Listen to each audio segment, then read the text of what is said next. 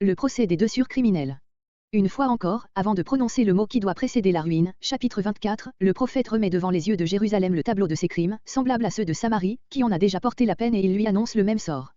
Ce tableau a beaucoup d'analogies avec celui du chapitre 16 et tous deux sont le développement de celui qu'avait déjà esquissé en quelques traits Jérémie 3.6-10, mais il se distingue surtout par deux traits du précédent, le sort de Jude est mis en parallèle avec celui de Samarie, et l'exécution de son châtiment futur est attribuée à ceux-là même auprès desquels Jude a cherché son salut, les Chaldéens. Le prophète, dans ce discours, se sert fréquemment d'images propres à exciter le dégoût, mais il le fait dans un esprit de sainteté, car son but n'est autre que de produire l'horreur des péchés qu'il décrit au moyen de ses expressions figurées. Comparez les précédentes remarques dans l'introduction du chapitre 16. Voici la marche du discours. Israël et Juda se sont détournés de l'Éternel dès leur séjour en Égypte, versets 1 à 4. Samarie a continué à marcher dans cette voie, et cela, en cherchant son appui auprès des Assyriens et Dieu l'a détruite par eux, versets 5 à 10. Malgré cet exemple, Jérusalem a fait pis encore, elle a recherché la faveur des Assyriens, puis celle des Chaldéens, elle s'est même en dernier lieu retournée vers l'Égypte, versets 11 à 21. Dieu la punira par les Chaldéens, versets 22 à 35. Puis le prophète réunit encore une fois les deux sur dans un tableau unique qui retrace de nouveau leur débordement, versets 36 à 44. Et qui prépare la description de l'exécution capitale de ces deux criminels pour le double crime de meurtre et d'adultère, versets 45 à 49. Verset 2. Deux femmes. Les deux peuples des 10 tribus et de Jude, séparés plus tard, n'en formaient encore qu'un seul en Égypte, mais le prophète les considère déjà comme distincts, tout en rappelant leur unité primitive par ces mots, filles d'une même mère. Verset 3. L'influence corruptrice de l'idolâtrie égyptienne sur le peuple de Dieu avait déjà été indiquée plusieurs fois, comparez Ézéchiel 16.26 et Ézéchiel 20.7. Verset 4. Voici leur nom, dans l'allégorie qui va suivre. Ohola signifie, sa tante, à elle, Oholiba, ma tante en elle. Ces deux noms rappellent ce contraste, que le peuple des 10 tribus, après s'être séparé du sanctuaire de Jérusalem, s'était élevé un sanctuaire à lui, celui de Bethel, dont il est si souvent parlé dans Amos et dans Osée et où l'on adorait Dieu sous l'image égyptienne du veau d'or, tandis que le peuple de Jude continuait à adorer l'Éternel dans son sanctuaire, à Jérusalem. La plus grande, non l'aînée, comme quelques-uns traduisent, comparez Ézéchiel 16.46. Le royaume du Nord, comprenant 10 tribus, était plus grand que celui de Jude.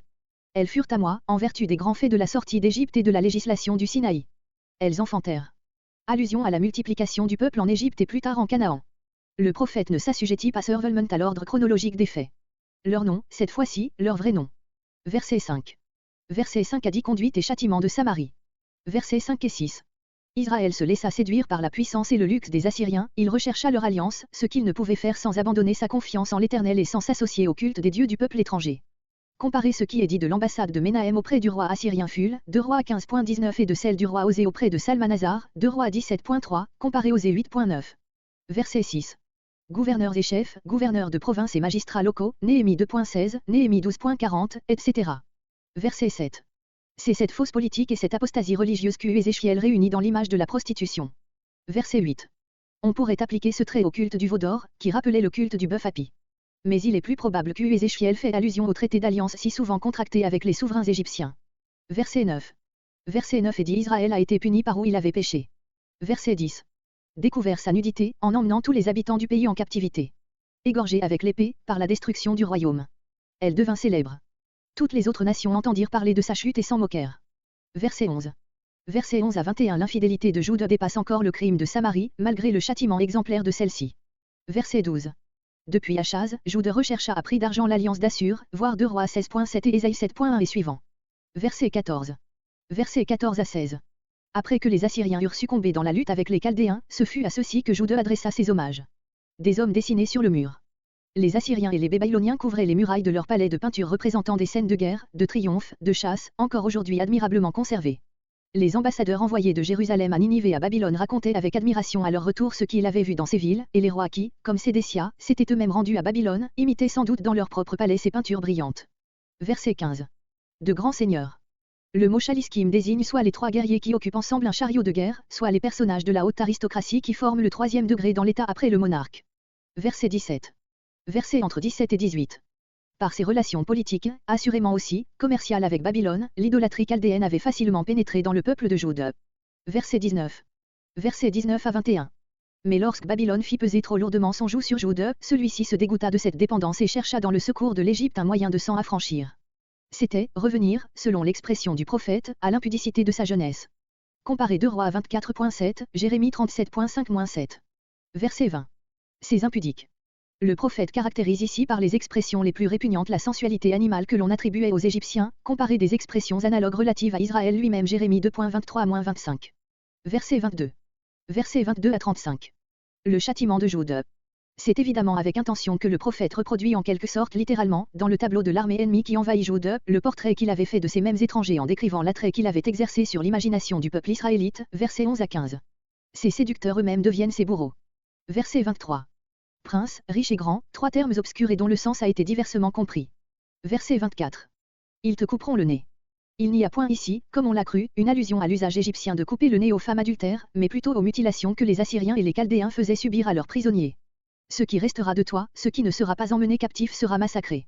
Verset 26. Le prophète revient à l'image précédemment employée pour décrire la honte et le pillage que subira le peuple. Verset 27. Tes débauches du pays d'Égypte. L'infidélité envers Jéhovah qui avait commencé dès le séjour du peuple en Égypte, trouvera son terme dans ce châtiment terrible. Verset 28. Ceux dont ton âme s'est détachée, les Chaldéens, que Jude avait d'abord encensés et envers lesquels il avait ensuite violé le serment de fidélité en s'alliant contre eux avec l'Égypte. Verset 31.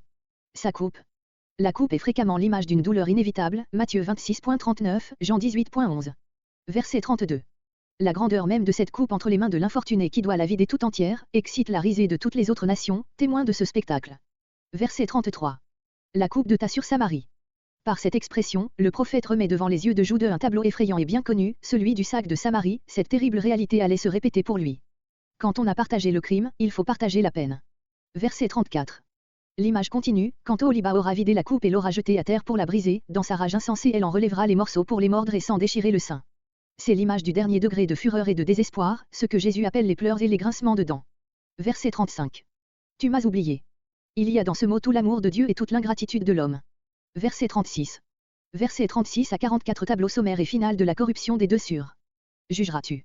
Comparez Ézéchiel 20.4 et Ézéchiel 22.2. 4 traits de grossière infidélité à l'Éternel sont signalés dans les versets suivants.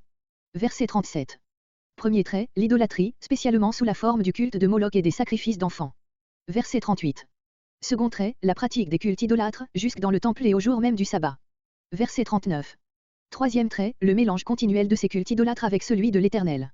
Là où il y avait une fête à célébrer, on y courait, sans s'inquiéter de savoir à quelle divinité elle s'adressait, que ce fût aux faux dieux ou à l'Éternel. On ne songeait dans tout cela à la satisfaction d'aucun besoin religieux, on ne cherchait que le plaisir. Verset 40. Verset entre 40 et 41. Quatrième trait, les alliances avec les Assyriens et les Chaldéens, dont il a déjà été parlé au verset 16.